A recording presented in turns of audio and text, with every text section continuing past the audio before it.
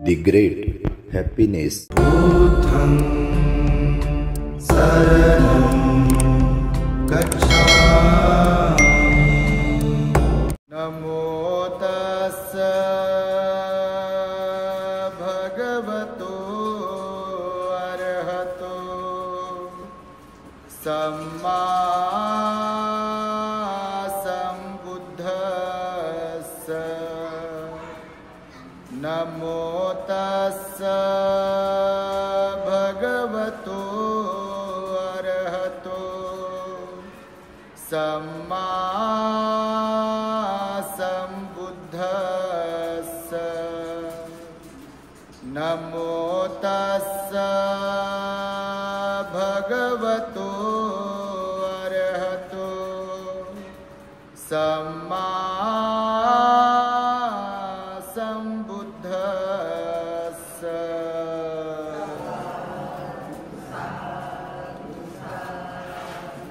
संपूर्ण विश्वाला ज्यांनी सुख शांती मानवता तथा दुःख मुक्तीचा आर्य संदेश दिला, असे ते दुःख मुक्तीचे मार्गदाता दुःख मुक्त महामानव महान कारुणिक तथागत भगवान सम्यक संबुद्ध तथागतांनी आपल्या शुद्ध प्रज्ञेतून निर्मिलेला सद्धम्म आणि त्याच सद्धम्माचा गेली 2500 वर्षांपासून सातत्याने अहोरात्र प्रचार आणि प्रसार करणारा पूजनीय भिक्खू संघ या महान आणि सर्वश्रेष्ठ अशा त्रिरत्नांना प्रथमतः त्रिवार अभिवादन करतो, ज्यांच्या महान आणि असीम त्याग प्रभावामुळे आपल्याला जो हा अनमोल असा बुद्ध धम्म लाभला आणि ज्यांच्यामुळे आपल्याला हे एवढे मोठे वैभव प्राप्त झाले, असे महान युग प्रवर्तक भारतीय राज्यघटनेचे शिल्पकार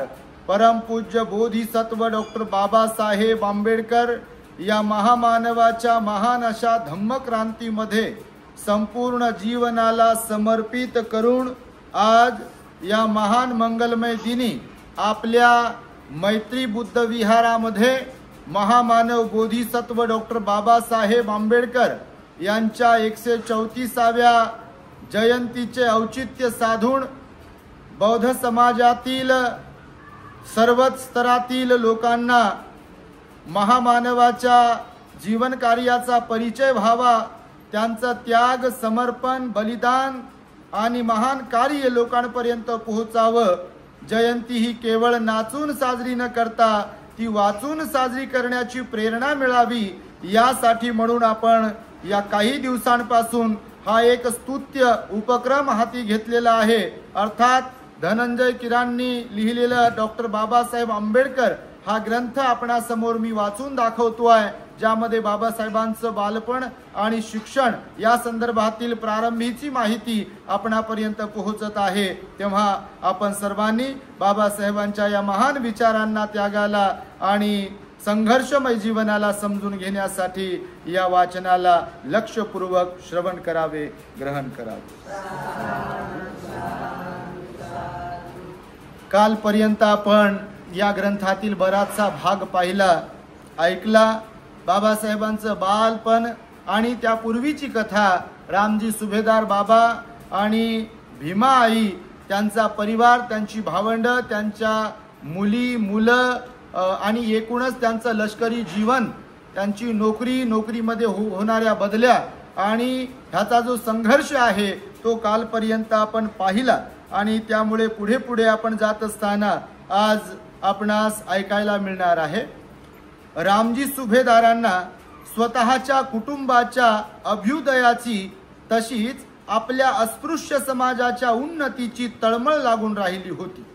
नोकरीत आल्यापासून जेवढे जनहित करता येईल तेवढे करावे असा यांचा बाणा होता।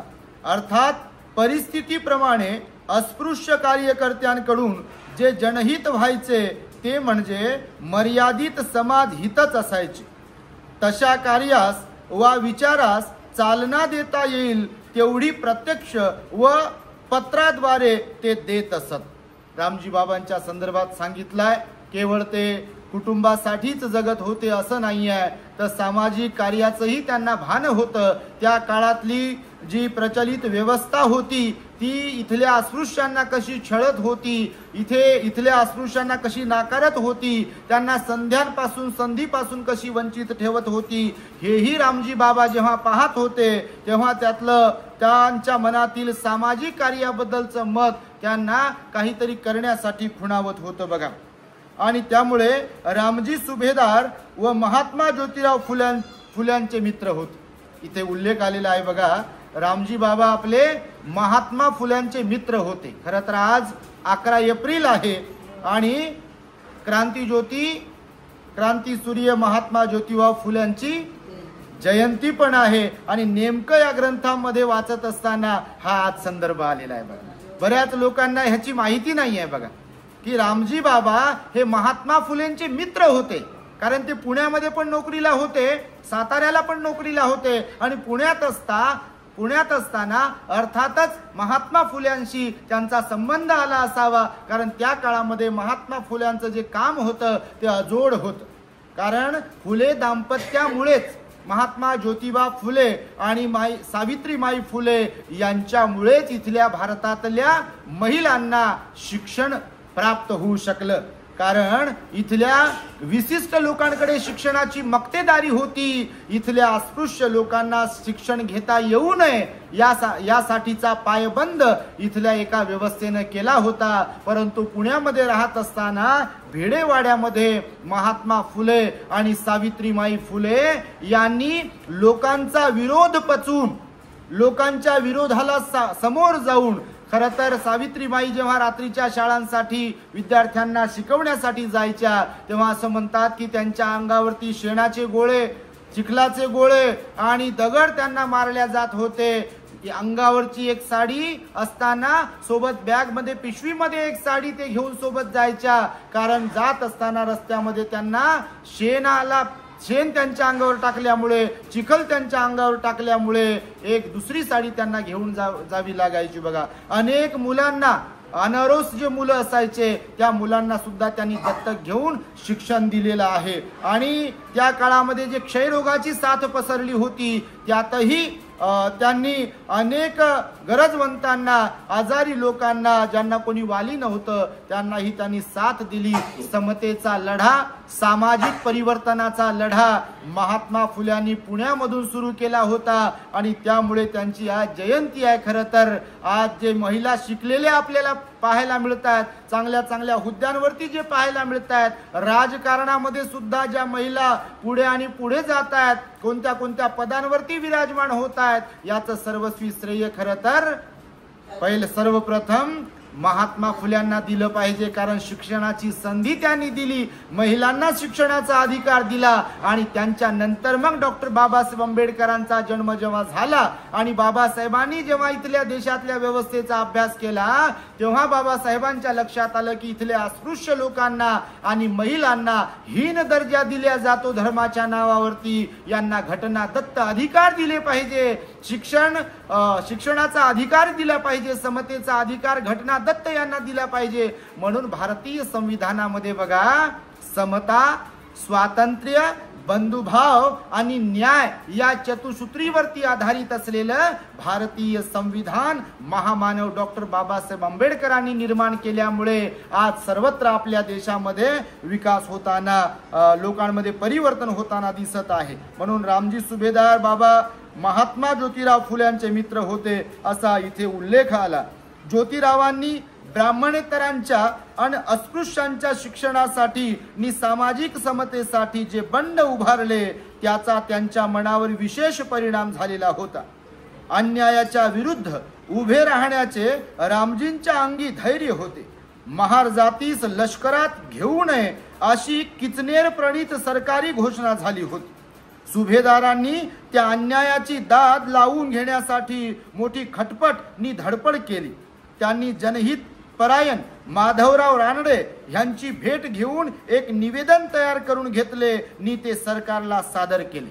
बघा, नंतरच्या काळामध्ये म्हणजे ब्रिटिशांनी जरी महारांना नोकरीमध्ये घेतलं होतं, परंतु नंतरच्या काळात पुन्हा एक उठाव झाला की महारांना नोकरीमध्ये घेतल्या जाऊ नये आणि त्या निर्णयाच्या खिलाफ जाऊन म्हणजे त्याला वाचा फोडण्याचं काम हे रामजी सुभेदार बाबांनी करण्यास प्रारंभ केला होता आणि त्यांनी ती प्रेरणा महात्मा फुल्यांपासून घेतली होती. अनेकांना त्यांनी पत्रव्यवहार केले या मुद्द्यावरती की महार जातीस लष्करामध्ये घेऊ नये असा जो निर्णय काढलेला आहे तो थांबवावा आणि महार समाजाला आणि अस्पृश्य समाजाला सुद्धा इतरांच्या बरोबरीत येण्यासाठी त्यांना ही संधी द्यावी असा प्रकारचं काम रामजी बाबांनी केलेलं आहे. त्यांनी जनहित परायण माधवराव रानडे यांची भेट घेऊन एक निवेदन तयार करून घेतले आणि ते सरकारला सादर केले. त्या निवेदनाची एक प्रत पुढे आपल्याला सापडली अशी हकीकत रानडे जनशताब्दीच्या वेळी केलेल्या भाषणात बाबासाहेब आंबेडकरांनी स्वतः सांगितली आहे. बघा, बाबासाहेब आंबेडकरांनी जेव्हा एका कार्यक्रमामध्ये म्हणजे रानडे जनशताब्दीचा जो कार्यक्रम होता त्यावेळेला रामजी बाबांनी रानडेंकडे हे महारांना नोकरीत घेऊ नये असं जे ठराव पारित केला होता त्याच्या विरोधामध्ये म्हणजे त्याला न्याय मिळावा यासाठी जे रामजी बाबा काम करत होते पत्रव्यवहार केला होता त्या पत्राची एक कॉपी डॉक्टर बाबासाहेब आंबेडकरांच्या हाती लागली असं डॉक्टर बाबासाहेब आंबेडकरांनी स्वतः सांगितल्याचं लेखक सांगत आहेत. असा समाज हितदक्ष आणि महत्वाकांक्षी पुरुष आपल्या मुलांना केवळ धार्मिक आणि नैतिक विषयांचेच पाठ देऊन स्वस्थ बसायचा नाही हे स्वाभाविकच आहे. मुलांच्या दैनंदिन उन्नतीकडे रामजी सुभेदार स्वतः लक्ष देत असत. ह्या गोष्टी घेण्यासारख्या आहेत. सर्वच जे विवाहित पुरुष आणि विवाहित स्त्रिया आहेत ज्यांना आपली मुलं सुसंस्कारित असावीत गुणवान असावीत असं वाटतं. खरं तर हे जे चॅप्टर आहे ना आता सध्याचं जे सुरू आहे मी तुम्हाला वाचून दाखवतोय की रामजी बाबांनी आपल्या मुलांना संस्कारित करण्यासाठी सुसंस्कारित करण्यासाठी त्यांनी गुणवान बनण्यासाठी त्यांनी सुद्धा सामाजिक कार्यामध्ये परिवर्तनाच्या लढ्यामध्ये उतरण्यासाठीचा जो काही वसा घेतला किंवा जसं कार्य केलं मुलांच्यासाठी हे आपल्या देशातील प्रत्येक पित्याने लक्षात ठेवलं पाहिजे. भीमाचे प्राथमिक शिक्षण पूर्ण होऊन त्यांच्या इंग्रजी शिक्षणास आता आरंभ झाला. अभ्यासाची त्याला अद्याप गोडी लागली नव्हती. भीम म्हणजे कोण? डॉक्टर बाबासाहेब आंबेडकर. त्यांच्याबद्दल त्यांच्या शालेय जीवनाबद्दल आणि अगदी लहान असताना बाबासाहेबांचा स्वभाव कसा होता याबद्दल सुद्धा इथे थोडंसं वर्णन केलेलं आहे लेखकाने की आता म्हणजे भीमाच्या इंग्रजी शिक्षणास नुकताच आरंभ झाला. अभ्यासाची त्याला अद्याप गोडी लागली नव्हती. शाळेत कानांवरून जाईल तेवढेच ज्ञान तेवढाच अभ्यास तेच शिक्षण. बुद्धीने तसा तो तरतरीत होता. बांध्याने बळकट होता. त्याचे केस कुरळे असून ती गोरटेली मूर्ती गोंडस दिसे. कोण? बाबासाहेब. वडिलांच्या अलोट मायेमुळे भीम लाडावलेला होता. त्याच्या अवखळपणामुळे आलेल्या तक्रारी पायी त्याला मार बसण्याचा प्रसंग कधी मधी ओढावे. तथापि आत्याच्या पाठीमागे भीम जाऊन दडला की मार खाण्याचा प्रसंग बहुधा टळत असे. आता लाडका होता ना 14 रत्न होतं. आत्या होती, आई मरून गेलेली होती आणि म्हणून वडिलांचाही लाडका होता आणि आत्याचाही लाडका होता. घरात सर्वांचाच लाडका होता आणि भीमबाळ परंतु लहान असताना खोडकरही होता असं बाबासाहेबांनी सुद्धा स्वतः सांगितले. काही किस्से लहानपणाचे सांगितले बाबासाहेबांनी. रायटिंग अँड स्पीचेस मध्ये सुद्धा ते किस्से आलेले आहेत. यातही संदर्भ रायटिंग अँड स्पीचेस मधले पण घेतले आहे, जनता पाक्षिकातले घेतलेले आहे, बहिष्कृत भारतातले घेतले आहे, प्रबुद्ध भारतातले हे जे काही प्रकरण आहेत त्याच्यामधले संदर्भ जे आहेत ना तर बाबासाहेबांनी स्वतः त्याचा उल्लेख अनेक ठिकाणी केला या संदर्भांचा आणि ती संदर्भ या प्रकरणामध्ये घेतलेली आहेत. आणि म्हणून बाबासाहेबांच्या बालपणाच्या काही आठवणी सुद्धा त्यांच्या स्वभावाविषयी सुद्धा एक माहिती या ठिकाणी आपल्याला मिळते आहे. भीमाचे बालमन एका घरगुती घटनेमुळे विशेष बेचैन झाले होते. बघा तुम्ही बाबासाहेबांचं बालपणाच्या बद्दल सांगितलं. भीमाचे बालमन एका घरगुती घटनेमुळे विशेष बेचैन झाले होते. पत्नीच्या मृत्यूनंतर दुसरे लग्न न करता आपली मुले सावत्रपणाच्या छळापासून दूर ठेवावी असे रामजींनी ठरविले होते. पण मुलांची आबाळ होते म्हणून शेवटी त्यांनी जिजाबाई नावाच्या विधवेशी पुनर्विवाह केला. हे बऱ्याचदा ऐकायला भेटत नाही बघा. म्हणजे मुद्दाम म्हणून हा उपक्रम मी हाती घेतला या वाचनाचा, कारण बाबासाहेबांची जयंती आहे आणि यावर कुठे जास्त बोलल्या जात नाही, जास्त चर्चा केली जात नाही. बाबासाहेबांच्या कार्याबद्दल बऱ्याच ठिकाणी चर्चा केली जाते, भाषणांच्या माध्यमातून, प्रवचनांच्या माध्यमातून, गाण्यांच्या माध्यमातून. पण हे जे काही आता आपण वाचतोय दररोज, हे तुम्हाला पण ऐकायला बघा असं एक विशेष वाटत असावं आणि मलाही विशेष वाटत आहे, कारण मी तर वाचला हा ग्रंथ. पण जेव्हा जेव्हा मी हे वाचतो बाबासाहेबांना, तेव्हा तेव्हा एक स्फूर्ती चढते बघा वाचताना. तुम्हाला म्हणजे सांगतो खरोखर, बाबासाहेब जेव्हा जेव्हा वाचण्यासाठी घेतो, कारण बाबासाहेबांचं जीवन लहानपणापासून संघर्षमय होतं बघा. सहज बाबासाहेबांना काहीही मिळालं नाही.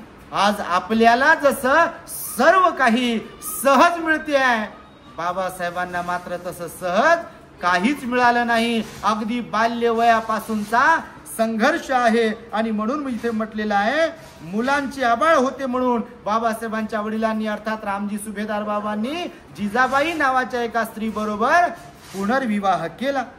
ती शिरकावळे नावाच्या सेवानिवृत्त जमादाराची बहीण होती. ती सावत्र आई बयेचे कपडे घालते, दागिने वापरते म्हणून छोट्या भीमास तिची मनस्वी चीड येईल.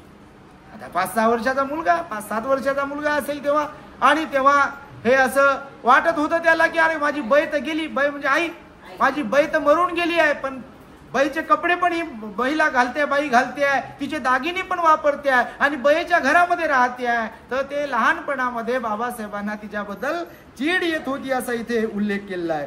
तो आपल्या आत्याच्या अवतीभोवतीच असायचा.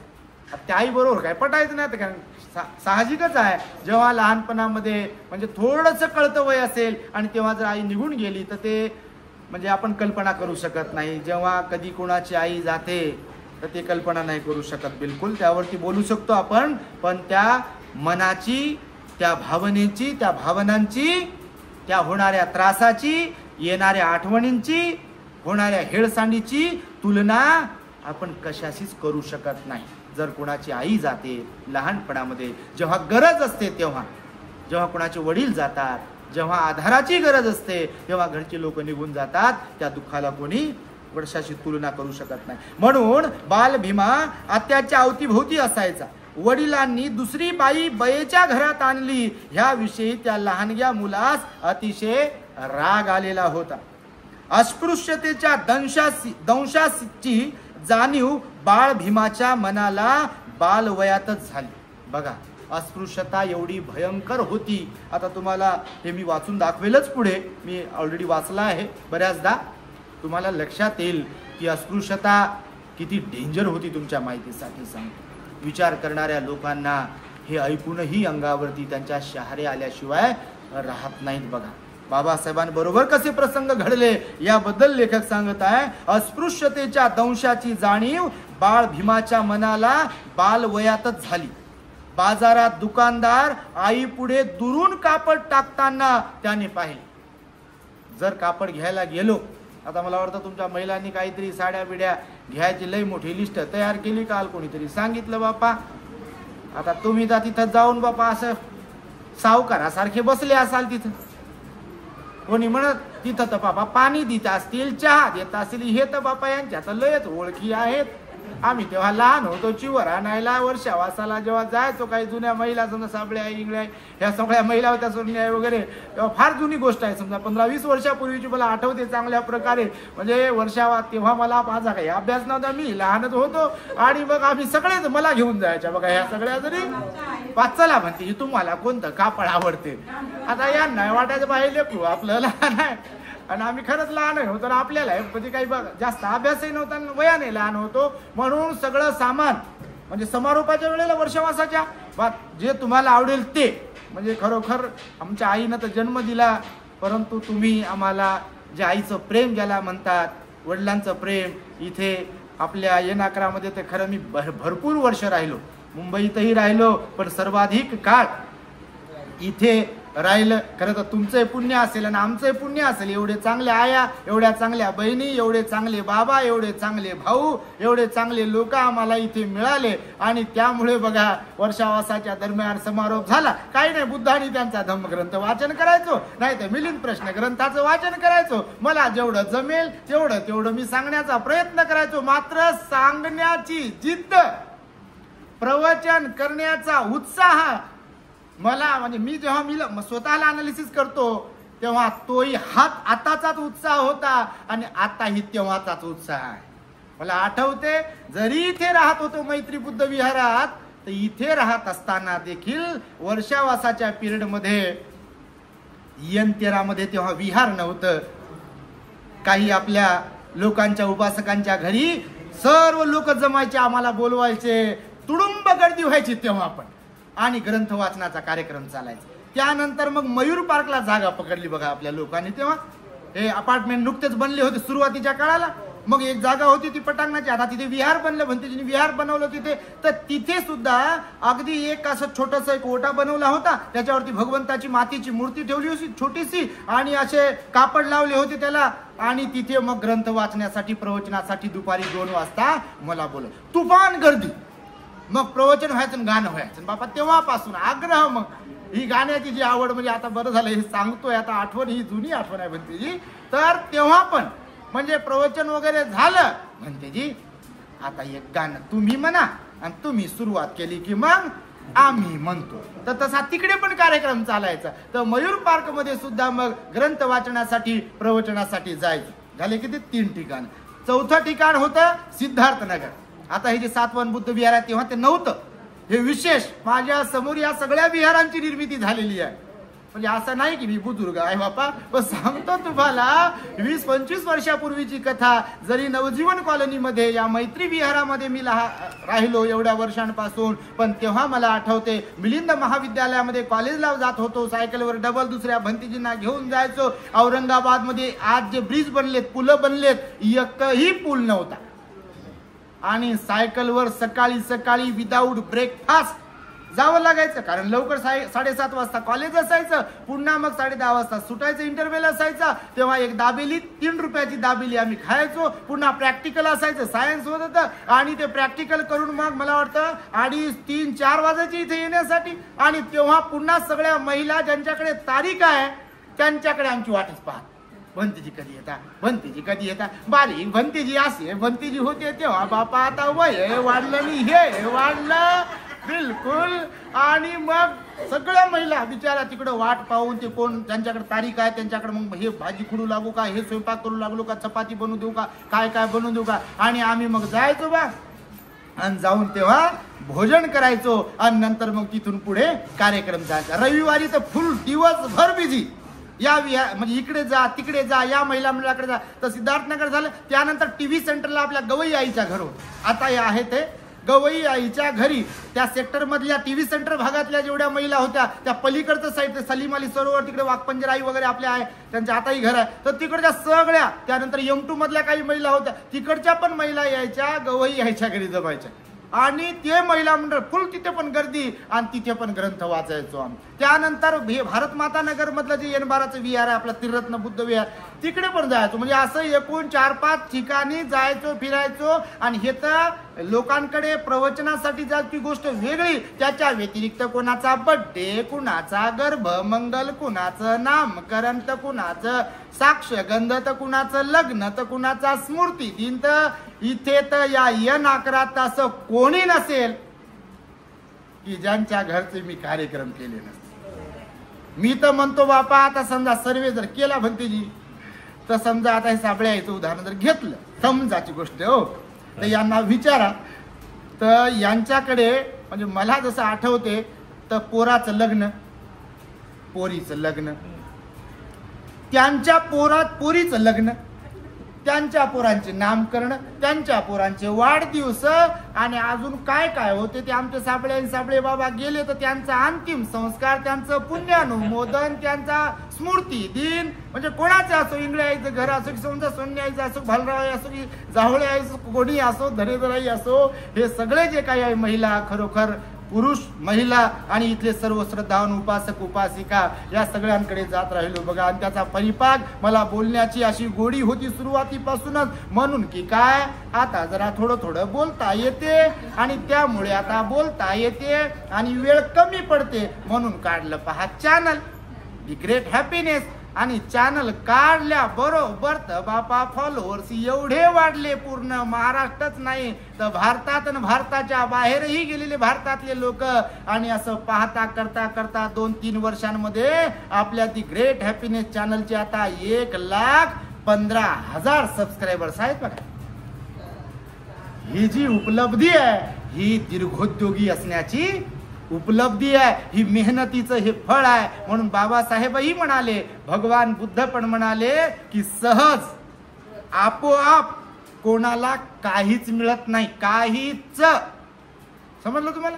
कोणाला काहीच मिळत नाही, हे भगवंताचं वचन आहे. आणि त्यामुळे आम्ही तसे पुण्यवान आहोत, खूप चांगले लोक आम्हाला मिळाले. आणि म्हणून बाबासाहेबांच्या बालपणाबद्दल सांगितल्यामुळे ही आठवण आम्हाला झाली. आणि त्यामुळे अस्पृश्यतेच्या दंशाची जाणीव बाळ भीमाला लहानपणीच आलेली होती. आई जेव्हा कापडाच्या दुकानावरती जात होती, बाळ भीमा सोबत असायचा, तेव्हा दुकानदार ती कापडं असे फेकून द्यायचा.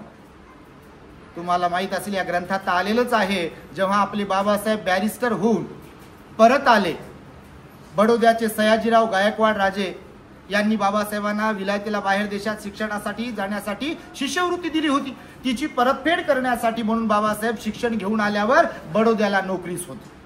तिथे नोकरीस असताना कार्यालयामध्ये बाबासाहेब महार जातीतले होते. जरी ते शिकले सवरलेले होते, उच्च शिक्षित होते, गुणवान होते, दिसायला सुंदर होते, कपडे नीटनेटके स्वच्छ होते, राहणीमान 1 नंबरचं होतं, पण तरी सुद्धा जातीने महार होते. त्याच्यामुळे उच्च जातीचे जे खालचे कर्मचारी असायचे बाबासाहेबांचा विंटाळ करत असल्यामुळे ज्या फायली असायच्या ना त्याशे फेकून द्यायचे. आणि ज्या फायलींना बाबासाहेबांच्या हाताचा स्पर्श झाला तर असं म्हणतात ते गोमूत्र शिंपडून बाबासाहेब म्हणाले ते ऑफिस आणि त्या फायली शुद्ध करण्याचा त्यांचा अट्टहास असायचा. आणि त्यामुळे अस्पृश्यतेचे चटके बघा बालपणामध्ये बाबासाहेबांना अनुभवायला मिळाले. शालेय जीवनात छोट्या भीमाला अस्पृश्यतेच्या कलंकाची तीव्र जाणीव होऊ लागली. त्याच्या बालमनावर आघात व्हायला प्रारंभ झाला. एक दिवस छोटा भीम, त्याचा भाऊ आनंद आणि एक भाचा अशी 3 मुले नोकरी निमित्त कोरेगावी राहत असलेल्या आपल्या वडिलांना भेटण्यासाठी निघाली. हा प्रसंग बघा गाण्यामध्ये सुद्धा आलेला आहे.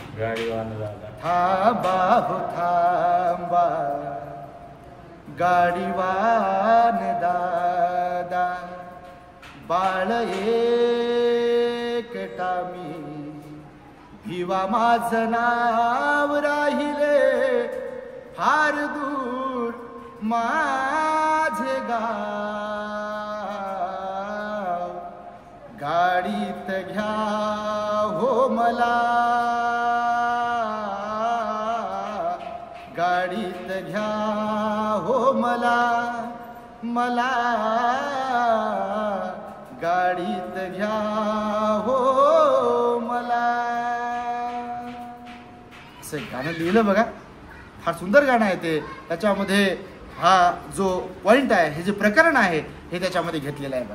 म्हणजे बाबासाहेब त्यांचे वडील कोरेगावला जेव्हा नोकरी निमित्त होते तेव्हा त्यांना भेटण्यासाठी म्हणून आनंदराव त्यांचे भाऊ, एक भाचा आणि बाबासाहेब म्हणजे लहान असताना वडिलांना भेटण्यासाठी जेव्हा गेले होते, निघाले होते, तेव्हा पाडळीपासून मसूर पर्यंत ही मुले आगगाडीने गेली.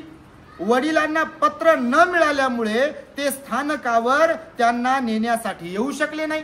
तेव्हा पत्र व्यवहार होता ना, फोन मोबाईल वगैरे काही जास्त नव्हते, मोबाईल तर नव्हतेच, फोन फार कमी होते. सर्व प्रवासी निघून गेले तरीही मुले का जात नाहीत याची विचारपूस स्थानकपालाने त्यांचे जवळ केली. आता ही दिसायला गोरीगोमटी होती आणि लष्करामध्ये नोकरीला असलेल्या रिटायर्ड व्यक्तीची मुलं होती ना, तर कपडे वगैरे चांगले सुंदर होते. तर मग स्थानकपाल जो होता, स्टेशन मास्तर, तर सगळे लोक निघून गेले. हे पोरं तिथे थांबले होते फक्त. म्हणून त्या स्टेशन मास्तरने त्या पोरांना विचारलं. जवळ जाऊन भीमाचे रुबाबदार कपडे पाहून त्यांना वाटले की ही मुले कोणा सुख वस्तू ग्रहस्थाची असावी, म्हणजे चांगल्या घरातली असावी. पण ती एका महाराची आहेत असे कळताच ते 4 पावले मागे सरले. कोण? Station master. तथापि त्यांना एक बैलगाडी भाड्याने मिळवून देण्या इतके त्यांनी सौजन्य दाखवले. त्या स्टेशन मास्टरने मदत कोणती केली? एक बैलगाडी त्यांना भाड्याची मिळवून दिली त्या काळामध्ये. बाकी त्यांना जेव्हा समजलं की हे महार जातीचे आहे, लगेच स्टेशन मास्टर मागे सरला. बघा, म्हणजे विचार करा तुम्ही, अस्पृश्यता किती भयंकर होती. कारण बाबासाहेबच म्हणतात सावलीचा विंटाळ कल्पनेच्या बाहेरची गोष्ट आहे. आता तर सेकंड होतो, हातचं खाल्ल्या जाते, त्याच कपातला चहा, त्या ताटातलं जेवण, तो रुबाब, बसणं सोबत, गाडीवरून फिरणं, गाडीतून फिरणं, घरी येणं जाणं आणि सगळ्या गोष्टी एका ताटातही खाणं सुरू झालं बघा. पण ज्यांच्यामुळे हे परिवर्तन झालं त्या बाबासाहेबांना मात्र या अस्पृश्यतेचे, जातीभेदाचे चटके अगदी बाल्यवयामध्ये भोगावे लागले. त्याचं हे प्रकरण सांगितलं आणि त्यामुळे त्या स्टेशन मास्तराला जेव्हा समजलं तेव्हा स्टेशन मास्तराने एक बैलगाडी भाड्याने देण्यास तेवढं सौजन्य दाखवलं. गाडी काही अंतरावर गेल्यावर, म्हणजे बैलगाडीत बसले आता हे सर्व भावंड, गाडी काही अंतरावर गेल्यावर मुलांच्या संभाषणावरून गाडीवानाने हेरले की ही मुले महारांचीच आहेत. आता भाषा वेगळी असायची. आताही बघा काही लोकांची भाषा मराठीच आहे,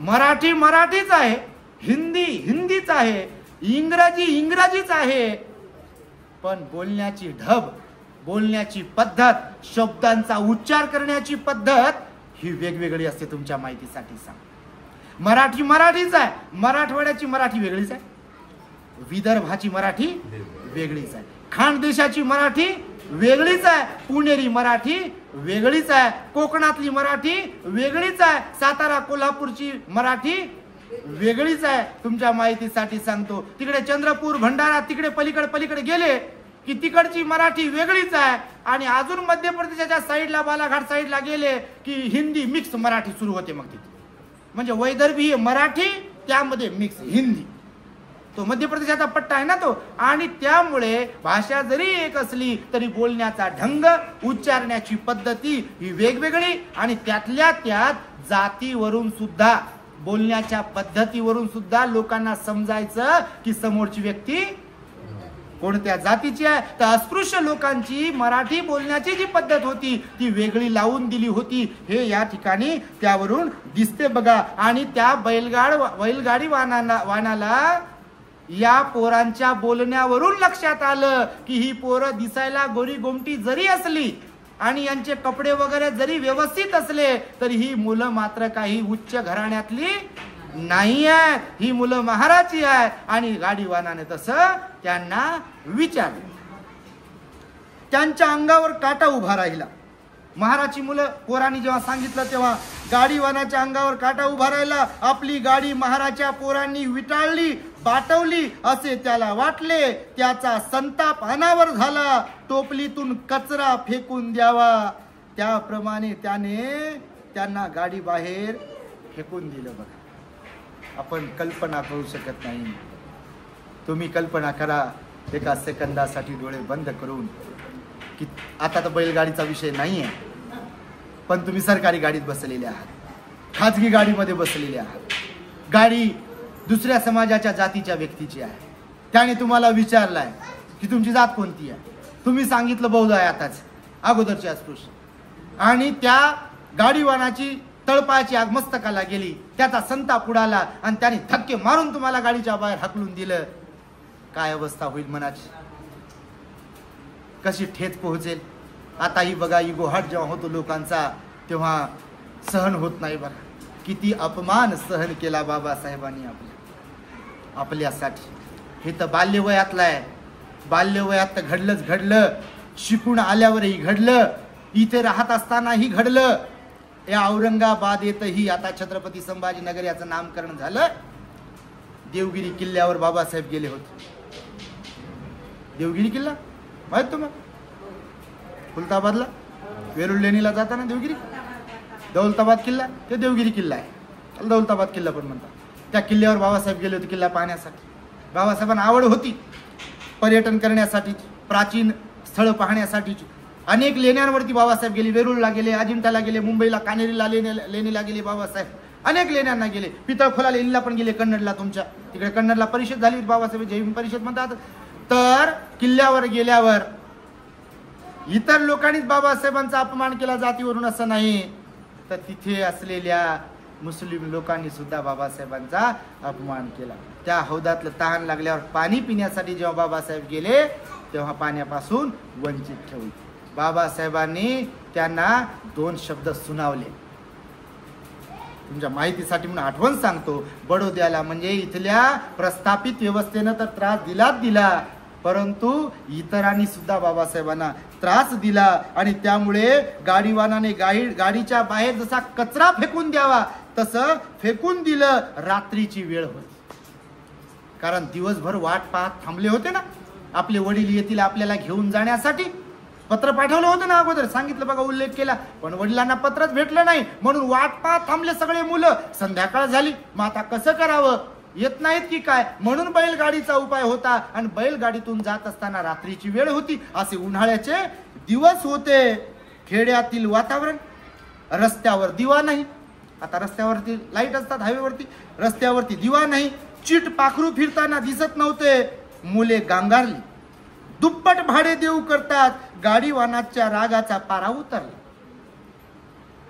भाडं दुप्पट देतो म्हटल्यानंतर मुलांनी गाडी हकावी, गाडीवानाने मागून पायी चालावे अशी तडजोड ठरली. या जळगावला, चाळीसगावला ही टांग्यातून जाताना असंच ठरलं.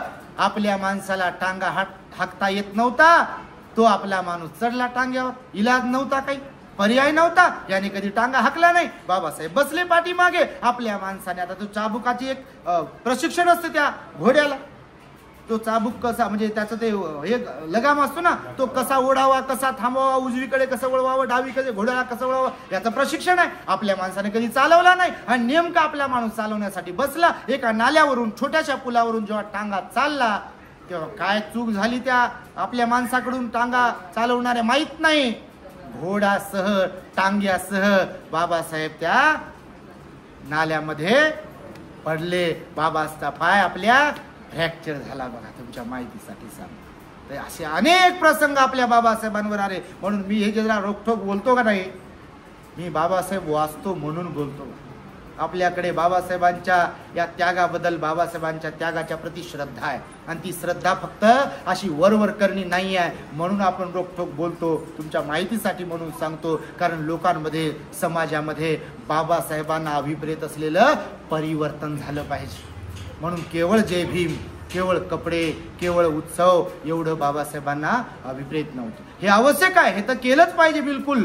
ही एक सांस्कृतिक चळवळ आहे, पण त्याच्या व्यतिरिक्त सुद्धा बाबासाहेबांची जी वैचारिक चळवळ आहे ती सुद्धा आपल्याला समजली पाहिजे, जेणेकरून येणारी पिढी आपला आदर्श घेईल. आणि त्यामुळे म्हणून इथे सांगतोय मी की त्या गाडीवाल्याने तडजोड केली. मुलांनी गाडी चालवली. उन्हाळ्याचे दिवस होते, रात्र झाली होती. तहानेने मुलांचा जीव कासावीस झाला. टोल नाक्यावर येताच मुले प्यायला पाणी मिळावे म्हणून खूप धडपडली. बघा, हे लक्षपूर्वक आहे. तहान लागली होती, रात्रीचा वेळ होता, मुलांना तहान लागली. टोल नाक्यावर गाडी थांबवली त्यांनी आणि पाणी मिळते का कुठे याची धडपड करत होते, तडफडत होते. पण पाणी काही मिळेना. कोणी घाण पाण्याकडे बोट दाखवत होतं. विचार करा. आणि महाराजची मुलं आता बोंबलत असेल पाठीमागचा माणूस, का याला विचारत असतील ना लोक, तुम्हाला गाडी तुझी असून तू पायी कशाला चालला, किंवा लोकांना समजत असेल त्या काळच्या की अशी परिस्थिती महाराजच्या लोकांमुळे आली. तर लोक म्हणत होते, घाणीतलं नालीतलं पाणी पिता का, जा ते नालीतलं पाणी प्या, कुठून देऊ पाणी. मी मागे सांगितलं होतं, मला आठवते, तुम्हाला कधी अनुभवला असेल, तुम्ही गावाखेड्यात राहिला. मी मावशीच्या गावी चाललो होतो, आमचे भाऊ आणि मी. अगदी लहान होतो तेव्हा, समजत होतं, मात्र हे आठवते म्हणून चाललो होतो. भतीजी पायी चाललो होतो, मावशीचं गाव आहे काही अंतरावरती. चाललेलो असताना उन्हाळ्याचेच दिवस होते बघा, आणि दुपार झाली. माझा भाऊ आणि मी चाललो तर मग पांदन रस्ता होता बघा. पांदन समजते तुम्हाला? पांदन, त्या पांदन रस्त्याने आम्ही गेलो तर मग एका ठिकाणी मळा लागला. मळा समजते ना, विहीर, शेती. तर तिथे विहीर होती. त्या बाप्पा काही ना समजत नाही म्हणून तर त्या विहिरीवर ते पोहऱ्या होत्या. पोहऱ्या समजते? बिलकुल समजते. हा बकेट म्हणा बाबा, काय म्हणा भांड म्हणा, दोरी होती, तर पोहऱ्या होता, हौद होता, विहीर होती बैलांना पाणी पिण्यासाठी हौद, आणि मग तिथे तांब्या पण ठेवलेला होता, पोहऱ्या पण होता, बकेट सदृश्य कोणीच नव्हतं. आम्ही दोघं भाऊन लहान लहान, माझा भाऊ माझ्यापेक्षा मोठा. तर मग आता आमच्या शेतामध्ये विहीर वगैरे शेतकरी आहे ना, तर माहीत होतं सगळं, काही विषयच नव्हता. भावानं ते सोडलं बा, भाऊ काही जास्त मोठा नाही, मी जास्त मोठा, लहानपणची गोष्ट. तर भावानं ते पाणी काढलं बा, पाणी काढलं, तांब्या होता ती जर्मलचा काय स्टीलचा तांब्या होता. तर तो आठवते बापा आपल्याला, स्मरणशक्ती चांगली आहे आपली. तर मग त्या याच्यातलं पाणी बकेटमधून तांब्यात टाकलं आणि पाणी प्यालो बा आम्ही. त्या विहिरीचं पाणी मस्त एकदम थंड पाणी होतं, प्यालो आम्ही, पाणी प्यालो. पाणी पिऊन होता होता माणूस आला बा. तुम्हाला तो घडलेली हकीकत सांगतोय तुम्हाला, हे सांगून थांबतो मी. तर घडलेली हकीकत, तर पाणी प्यालो आम्ही, प्यालो पाणी, तांब्यात ठेवला की तो माणूस आला. आता आम्ही पण घरचे श्रीमंत होतो, कपडे बिपडे चांगले. ते मागे एकदा कार्यक्रमाला गेलो तर आम्हाला आईने फोटो दाखवला बा आमचा लहानपणचा. हा मस्त पैकी एकदम असा शाळेतून आलेलो आम्ही, गाई वगैरे होत्या, ते गाय बैल असे बाजूला, दोन्ही भाऊ दोन्हीकडून दोघं काढलेला फोटो होता. तो दाखवला आम्हाला. तर म्हणे पहा म्हणे, ओळखता का म्हणे कोण आहे. तर मग तो माणूस जो होता, आता मला आताच तरी होते बघा, तो माणसाने विचारला बा कुठून आले तुम्ही. आम्ही सांगितलं फलाने फलाने गावावरून आलो. म्हणजे कुठं चालले, इकडे कुठं चालले. आम्ही सांगितलं मावशीकडे चाललो. आता ते त्याच गावचं होतं, त्या गावचं शिवार होतं, ते त्याच गावचं होतं. ते म्हणे मावशीकडे चालले तर काय आडनाव आहे म्हणे त्यांचं. आता ते आमचा मावशा मिस्त्री होता, कॉन्ट्रॅक्टर, घड बांधणारा. ते मोठा प्रसिद्ध, सारं गाव त्यानं बांधलं. पण जात महार ना त्या काळची, समजा बौद्ध. तो नाव आडनाव सांगितल्या बरोबर म्हणे ते हे का. त्यांचा भाऊ म्हणे हो. त्यानं मग ते पारा चढला ना त्याचा, त्यानं शिव्या दिल्या. तुम्हाला आता शिव्या आता सांगू शकत नाही बाबा. तर शिव्या दिल्या, आम्ही लहान होतो तेव्हा काही कळत नव्हतं. तशा आता लई शिव्या खाल्या बाबा आम्ही. अवकाळी होतो, विचारूच नका किती. आईचा आहे मार खाला असेल आणि बापाचा आहे मार खाला असेल, कोणाचा किती खाला लहानपणी. बरं झालं बुद्ध बाबासाहेब भेटले, हा महान मार्ग भेटला. आणि आता बुद्ध बाबासाहेब लोकांना सांगतो, शिकवतो आणि स्वतः पण आचरणात आणतो. तर मग त्याला जेव्हा कळालं की हे महार समाजाचे आहेत, तर त्यानं हे तांब्या घासा म्हणे आताच्या.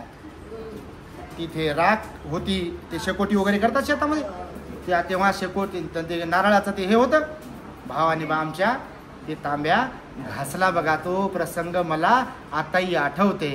तर मी बाबासाहेब जेव्हा जेव्हा वाचतो, हे प्रसंग जेव्हा जेव्हा वाचतो भंतेजी, तेव्हा विचार करतो की आज म्हणजे माझ्या लहानपणी समजा जर असं घडलं, तर बाबासाहेबांच्या वेळेस ही जी घडलेली घटना होती ती किती डेंजर असेल याची कल्पना आपण करू शकतो. तुमच्या माहितीसाठी सांग.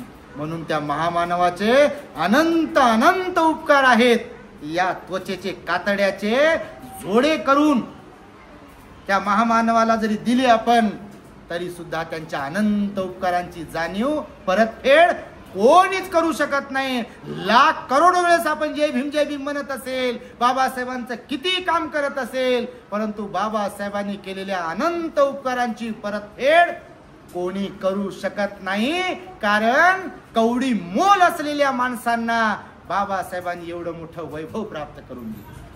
कुत्र्याला किंमत होती, डुकराला किंमत होती, बकऱ्याला किंमत, म्हशीला किंमत होती. माणसांसारखे माणसं असून आपल्या माणसांना किंमत नव्हती. ही किंमत कोणामुळे प्राप्त झाली?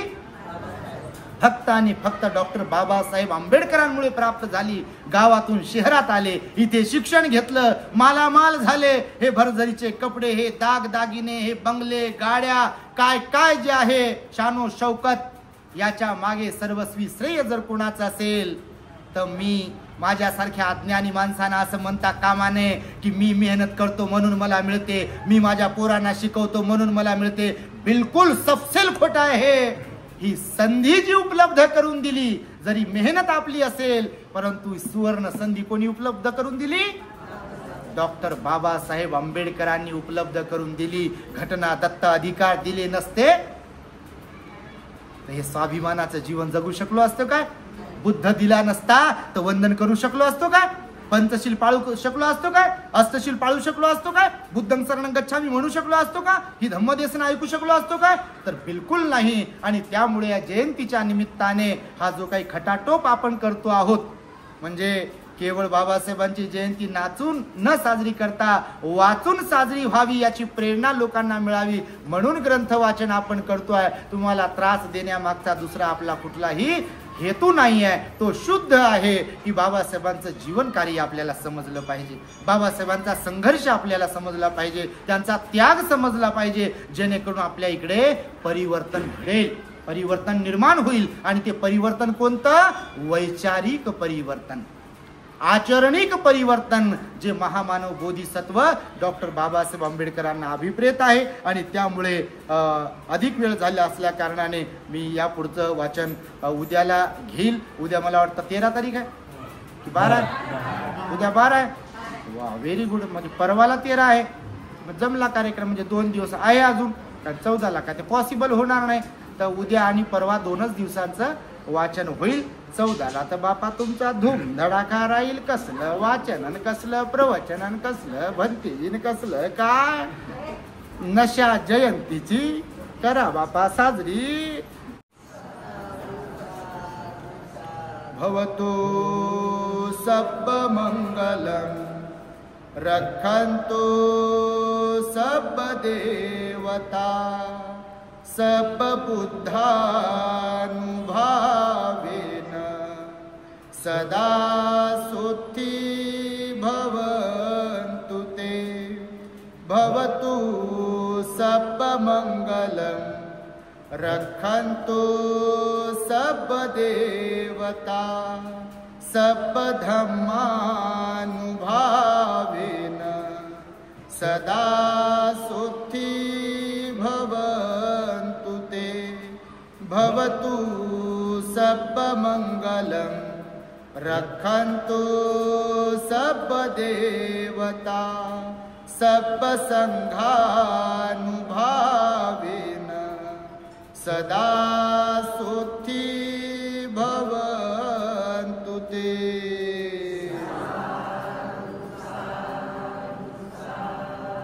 बुद्धं नमामि, धम्मं नमामि, संघं नमामि.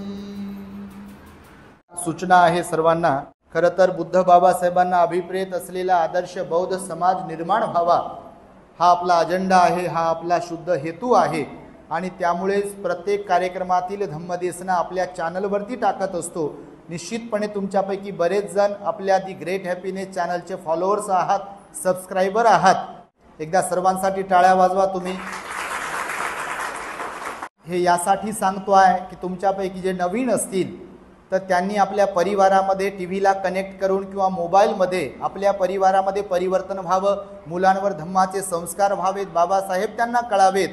ही इच्छा ज्यांची कुणाची असेल किंवा घरामध्ये विस्कटलेली घडी ज्यांच्या कुणाची असेल आणि त्यांना वाटत असेल की ती घडी नीट व्हावी, घरामध्ये धम्ममय वातावरण खरंच निर्माण व्हावं, तर त्यांच्यासाठी उपयुक्त असलेलं आपलं दी ग्रेट हॅपीनेस चॅनल आहे. तर आपल्या चॅनलला तुमच्याकडे मोबाईल आहे, टी व्हीवरील किंवा मोबाईलवरील किंवा यूट्यूबवरील नको ते डोकं खराब करणाऱ्या मालिका, सिरियल, चित्रपट पाहण्यापेक्षा आणि मुलांनाही त्या माध्यमातून बिघडवण्यापेक्षा बुद्ध बाबासाहेबांना अभिप्रेत असलेले अनेक विषयांवरील प्रवचन आपल्या चॅनलवरती असतात. तर म्हणून मोबाईलमध्ये जाऊन यूट्यूबला आपल्या दी ग्रेट हॅपीनेसला तुम्ही सबस्क्राईब करावे, इतरांनाही सबस्क्राईब करण्यासाठी सांगावे. आणि जी प्रवचनं असतात ती आपल्या नातेवाईक, आप्तेष्ट आणि व्हॉट्सअप ग्रुपवरील जेवढी लोक असतात त्यांना शेअर करत राहावीत, लाईक करावीत आणि कॉमेंट्स करत राहाव्यात, जेणेकरून बुद्ध धम्माचा प्रचार आणि प्रसार होईल. The great happiness. शरणं गच्छामि.